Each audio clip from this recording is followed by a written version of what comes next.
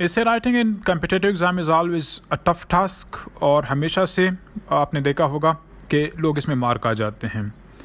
The reason is that we study less. جتنا آپ زیادہ پڑھیں گے اتنا ہی زیادہ آپ لکھ سکیں گے اور جتنا زیادہ آپ سنیں گے اتنے ہی زیادہ آپ بول سکیں گے. کہنے کا مطلب یہ ہے کہ اگر آپ چاہتے ہیں کہ آپ بہتر لکھیں زیادہ لکھیں تو اس کے لیے ضروری ہے کہ آپ بہتر کتابوں کو پڑھیں اور زیادہ سے زیادہ پڑھیں. جتنا زیادہ آپ پڑھتے جائیں گے تو آپ کے ذہن میں خود بخود خاکے بنتے جائیں گے. سو we can say that reading is directly proportional to writing. If you want to improve your writing, you must be reading more and more books. اب اگلا سوال جو ذہن میں آتا ہے کہ how to read and what to read. Remember one thing کہ ضروری نہیں ہے کہ صرف آپ اپنے ہم خیال لوگوں کے نظریات کو پڑھیں یا ان لوگوں کے بکس پڑھیں یا ان لوگوں کے اوپینینس پڑھیں جو آپ کو اچھے لگتے ہوں. اگر آپ چاہتے ہیں کہ آپ کریٹیکلی ڈیولپ ہوں تو آپ کے لیے انتہائی ضروری ہے کہ آپ ان لوگوں کی رائے کو بھی لازماً سن لیا کریں اور پڑھ لیا کریں جو آپ کو پسند نہ ہو. مثال کے طور پر کسی کالم نویس کی رائٹنگ اگر آپ کو اچھی نہیں لگتی یا ان کے اوپینین سے آپ کو اختلاف ہے اور آپ ان کو پڑھتے ہی نہیں ہیں تو جب آپ ان کو پڑھتے ہی نہیں ہیں تو آپ اصل میں ایک ڈفرینٹ اوپینین کو سمجھ نہیں پا رہے. تو ضروری یہ ہے کہ ایک تو آپ کا اپنا پرسپیکٹیو ہے, ایک تو وہ رائٹرز ہیں جو آپ کو پسند ہوتے ہیں, دوسرے وہ جو آپ کو ناپسند ہوتے ہیں یا جن کے اوپینین سے آپ اختلاف رکھتے ہیں.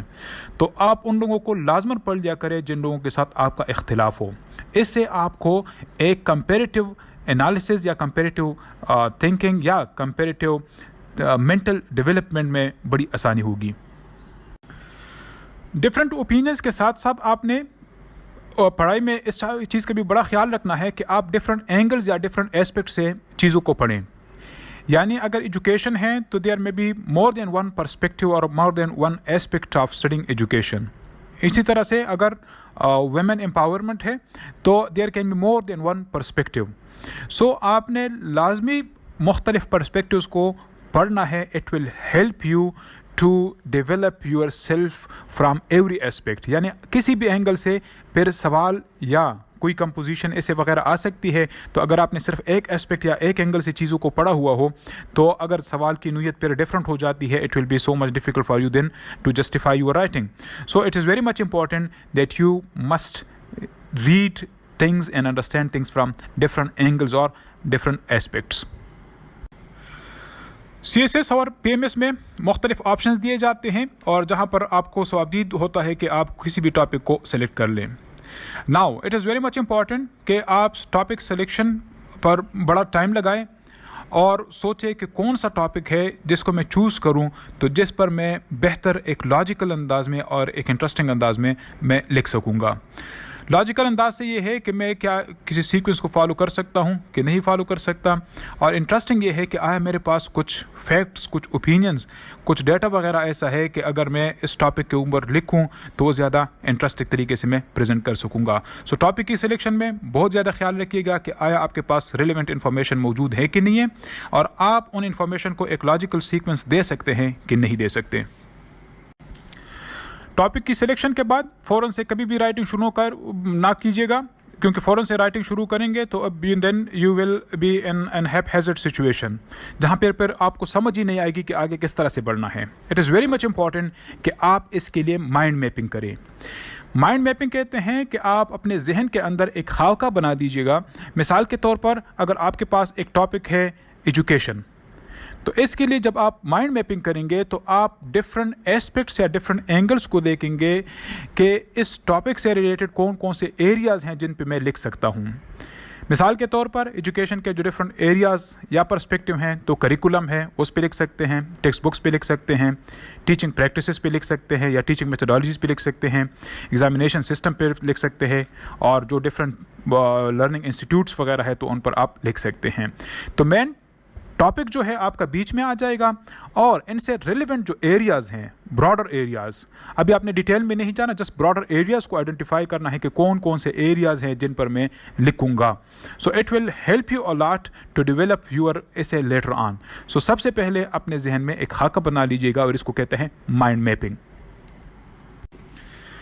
مائنڈ میپنگ کے بعد جو دوسرا اسٹیپ ہوتا ہے that is to develop out lines of the ایسے, یعنی جو بھی ٹاپک آپ سلیکٹ کر لیتے ہیں اور اس کے لیے جو بھی ایریاز آپ آئیڈینٹیفائی کر لیتے ہیں تو اس کے لیے پھر آپ نے آؤٹ لائنس بنانے ہیں.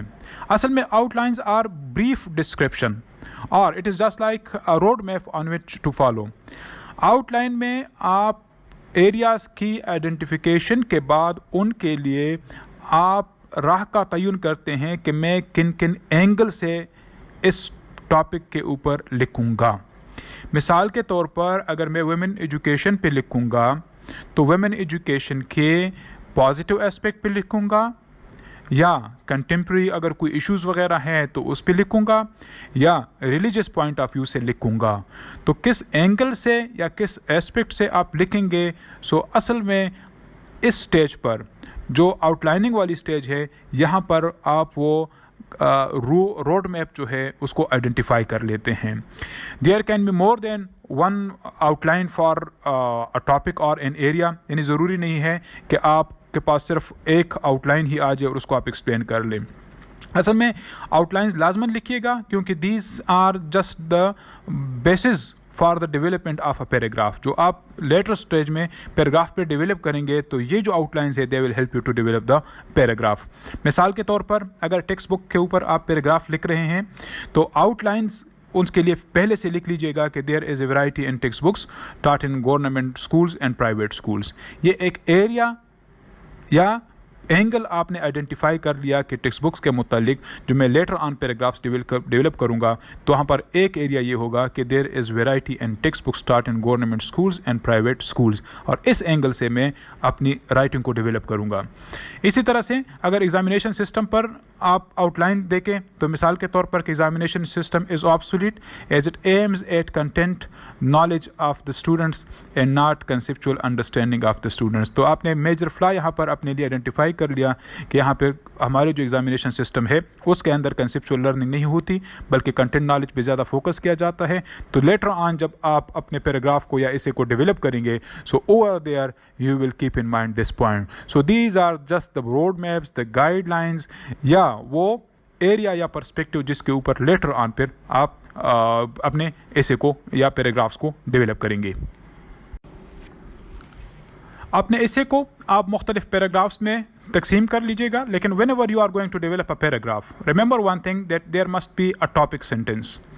ٹاپک سینٹینس ڈزنٹ مین کہ آپ نے شروع میں ایک سینٹینس لکھنا ہے اسی کو ٹاپک سینٹینس کہیں گے, بلکہ اس سے مراد یہ ہے کہ آپ جو پیراگرافس ڈیولپ کریں گے so it should contain just one or single idea at a time.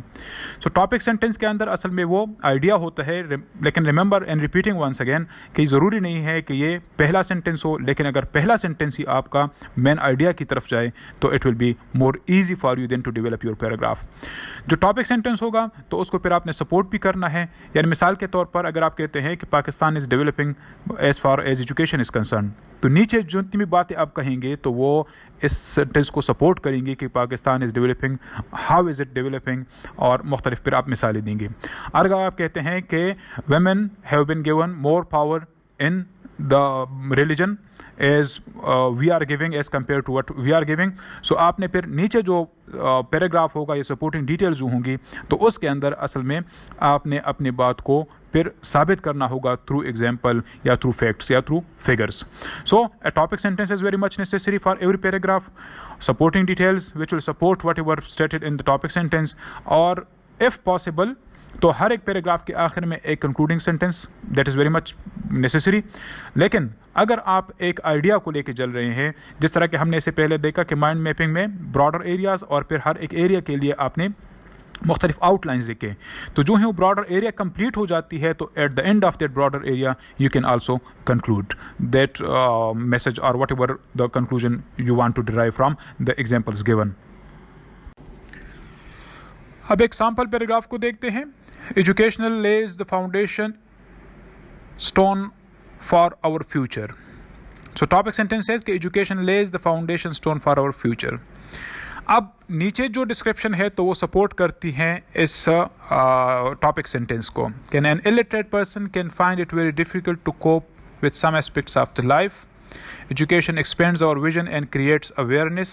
It helps us develop a disciplined life and provides us with better earning opportunities.